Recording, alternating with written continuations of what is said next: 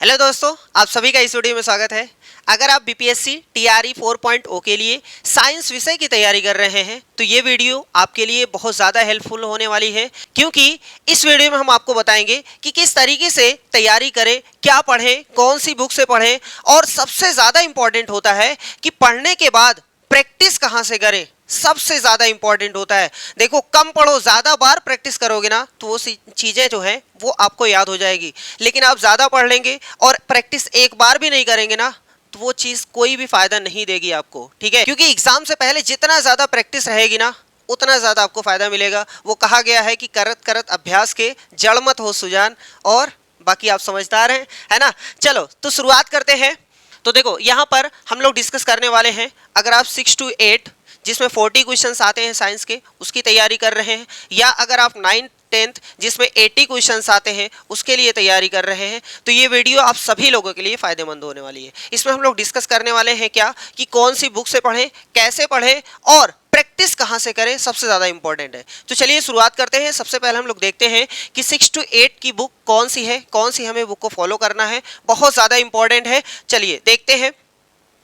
सबसे पहले एलिजिबिलिटी तो आपको पता है, अगर आप 6 to 8 में साइंस और मैथ लेने चल रहे हैं तो आपका बीएड या बीटीसी होना चाहिए, और साथ में सीटेट पेपर सेकंड पास होना चाहिए, या फिर बीटेट पेपर सेकंड आपका पास होना चाहिए। अब कौन सी बुक से तैयारी करनी है, देखो ये आपके सामने बुक्स जो हैं, क्लास 7th है NCERT, class 8th NCERT, class 9th NCERT और क्लास 10th एनसीईआरटी। ये 4 बुक ही आपको पढ़ना है, उससे ज़्यादा कुछ भी नहीं पढ़ना है। पिछली बार जो टीआरई 3.0 का एग्ज़ाम हुआ था उसमें इन दोनों बुक को मिला करके 20 क्वेश्चंस पूछे गए थे, और इन दोनों को मिला करके 20 क्वेश्चंस पूछे गए थे। इसलिए अगर आपको 40 आउट ऑफ 40 लाना है तो इन दोनों को भी घोल के पीना पड़ेगा। मतलब हर एक लाइन को अच्छी तरीके से पढ़ना पड़ेगा, समझना पड़ेगा, याद करना पड़ेगा।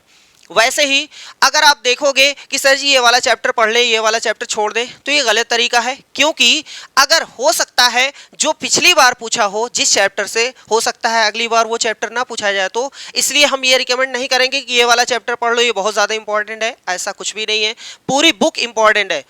अगर हम कह दें कि पहले चैप्टर इंपॉर्टेंट है, उसके बाद उसमें से ना आए, दूसरा वाला आ जाए, तो फिर कुछ लोग कहेंगे कि सर जी ने गलत बता दिया। इसलिए 9th और 10th दोनों बुक आपको पढ़नी है अच्छी तरीके से। ये चारों बुक आपको पढ़ना है। अगर 40 मार्क्स लेना है तो ये चारों बुक पढ़ना है, ठीक है। और इन चारों बुक में जब आप देखोगे समरी, जब चैप्टर आप खत्म करते हो तो उसके लास्ट में समरी होती है। वो समरी तो एकदम घोल के पी जाना है, मतलब हर एक लाइन को अच्छी तरीके से समझना है। वो कुछ और नहीं है, जो हमने चैप्टर पढ़ा है वही उसका निचोड़ है, ठीक है। जैसे 1 लीटर दूध पी लो या 100 ग्राम खोआ लेके खा लो, बात वही है, ठीक है। इसका मतलब ये हुआ कि आप पूरा चैप्टर पढ़ो, उसके बाद जो लास्ट में लिखा हुआ है समरी उसको ज़रूर पढ़ेंगे।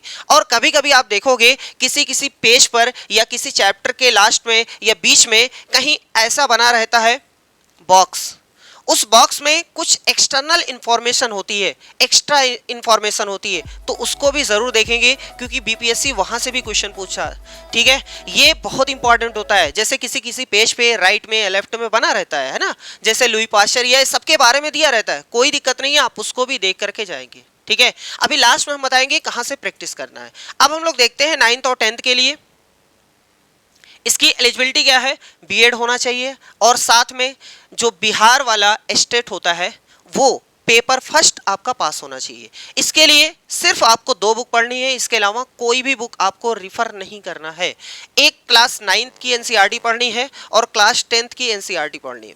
अब कुछ लोग कहेंगे कि क्या सर जी 80 मार्क्स इसी से आ जाएगा। हाँ भैया, गारंटी है 80 मार्क्स इसी से आएगा। अगर बाय द वे ऐसा हुआ कि 2-3 क्वेश्चन या 4 से 5 क्वेश्चन, वैसे 4 से 5 नहीं, सिर्फ 2 ही 3 क्वेश्चन होगा, ये नहीं हो सकता है 2-3 क्वेश्चन अगर इंटर वाला पूछ लेता है, तो भैया इंटर वाला इतना ब्रॉड सिलेबस है ना कि आप खत्म भी नहीं कर पाएंगे। इससे अच्छा है कि आप उसको टच ही ना करो। पहले तो आप इतना यकीन रखो कि जो हम पढ़ के जा रहे हैं वही आएगा, 9th और 10th की बुक से ही पूछा जाएगा, इंटर वाला नहीं पूछा जाएगा। आ भी गया ना 2-3 क्वेश्चन तो हो सकता है तुक्के उक्के से सही हो जाए। अब उसके लिए अलग से 1 महीना उसी में लगे रहें, लाओ उसकी तैयारी करें, तो ये बेवकूफ़ी है, ठीक है, इसका मतलब मेहनत से आप सिर्फ 9th और 10th ये दो बुक को आपको पढ़ना है। 9th और 10th दो बुक ही पढ़नी है। अब इस दो बुक को चाहे 2 बार रिवाइज करो, 3 बार करो, जितनी ज्यादा बार रिवाइज करोगे, जितनी ज्यादा बार आप पढ़ोगे, उतना अच्छा आपका ज्ञान बढ़ेगा और उतना अच्छा आप क्वेश्चन कर पाएंगे। ठीक है, मतलब जितनी ज्यादा बार आप इसको पढ़ ले जाइए, फायदा तभी है। ठीक है, तो 2 के अलावा किसी और बुक को टच मत करिएगा, ये आपसे रिक्वेस्ट है। इसमें भी समरी जरूर पढ़िए, ठीक, और कोशिश करिए जो इसके न्यूमेरिकल हैं, चाहे वो केमिस्ट्री के हैं, चाहे वो फिजिक्स के हैं, उनको भी सॉल्व करने की, चाहे वो न्यूटन का जो भी लॉ है उसको देख लीजिएगा अच्छी तरीके से। और वो जो बॉक्स वाला रहता है उसको भी जरूर याद करेंगे, क्योंकि बीपीएससी टीआरई 3.0 में बहुत ज्यादा क्वेश्चन इस बॉक्स से पूछे गए हैं। बॉक्स का मतलब समझ में आ रहा है ना भैया? पेज उठाएंगे देखेंगे वहां पर बॉक्स, उसका कलर अलग रहता है, कभी येलो रहता है, कभी कुछ और रहता है, वो एक्सटर्नल इंफॉर्मेशन होती है, कुछ अलग से बताया जाता है आपको, वो भी आप अच्छी तरीके से देख के जाएंगे। ठीक, तो ये बात हो गई बुक की। अब हम लोग देखते हैं कि पढ़ तो लिए, प्रैक्टिस कहां से करें, जो कि सबसे ज्यादा इंपॉर्टेंट है। तो देखते हैं प्रैक्टिस के लिए। देखो, प्रैक्टिस के लिए बीपीएससी की कोई भी आप प्रीवियस ईयर की बुक उठा सकते हो, कोई भी जो आपको अच्छी लगे, जो आप पढ़ने में बहुत अच्छी लगे, जिसका पेज वेज बहुत अच्छा हो, उस तरीके से। ठीक है, आपकी मर्जी है, आप रुकमणी की ले सकते हैं या फिर ये किरण पब्लिकेशन, चाहे जो आप एक बुक उठा लो। ठीक है, अगर आप नहीं उठाना चाहते हैं, बुक नहीं लेना चाहते हैं, और आपने एनसीईआरटी जो पढ़ा है उसका अगर आप रिवीजन करना चाहते हैं, हर चैप्टर का रिवीजन करना चाहते हैं, कि जैसे क्लास 6 का पहला चैप्टर हमने पढ़ा, लाओ उसके एमसीक्यू का रिवीजन कर ले, तो हम आपको 2 वेबसाइट बताते हैं। देखो वेबसाइट में, देखो ये पहली वेबसाइट है drishtiis.com, आपको ओपन करना है, वहां पर एमसीक्यू का सेक्शन होगा एनसीईआरटी में। एनसीईआरटी के अंदर जाएंगे, क्लास 6, 7, 8, 9, 10th, 11th, 12th जो भी आपको पढ़ना है उसके एमसीक्यू को देखना है, तो उस चैप्टर पे जाएंगे, ओपन करेंगे, बस एक बार आपको लॉगिन करना है, उसके बाद आप वहां पर देख सकते हैं। ठीक है, जितने भी क्वेश्चन रहेंगे, यहाँ पर थोड़े से नंबर ऑफ क्वेश्चंस कम है, लेकिन जो क्वेश्चंस दिए गए हैं बहुत ही अच्छे लेवल के हैं, क्योंकि वो आईएएस लेवल के दिए गए हैं।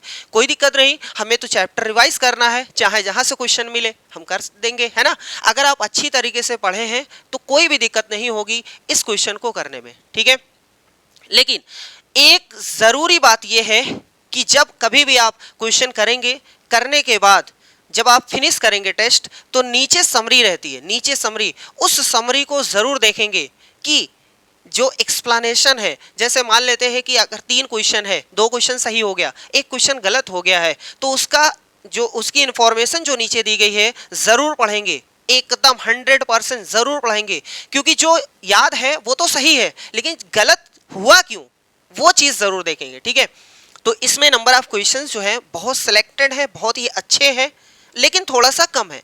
अगर आप चाहते हो कि नंबर ऑफ क्वेश्चंस ज्यादा मिले, तो ये दूसरी वेबसाइट आप देख सकते हो ncrtsolution.com। इसमें भी आप क्लास चूज करिएगा, सब्जेक्ट चूज करिएगा, लैंग्वेज चूज करिएगा, हिंदी इंग्लिश जिसमें भी आप प्रिफर करना चाहते हैं वैसे आप देख सकते हैं। ठीक है, दोनों वेबसाइट बहुत अच्छी है, लेकिन इसमें नंबर ऑफ क्वेश्चंस थोड़ा कम है, इसमें नंबर ऑफ क्वेश्चन जो है थोड़ा सा ज़्यादा है। ठीक है, तो ये थी आज की वीडियो, मिलते हैं नेक्स्ट वीडियो में। तब तक आप मेहनत से पढ़ाई करते रहिए, और मेहनत से अगर आप पढ़ेंगे तो एक सीट आपकी पक्की ज़रूर हो जाएगी। चलिए मिलते हैं नेक्स्ट वीडियो में, तब तक आप अपने परिवार वालों का ख्याल ज़रूर रखिएगा। धन्यवाद।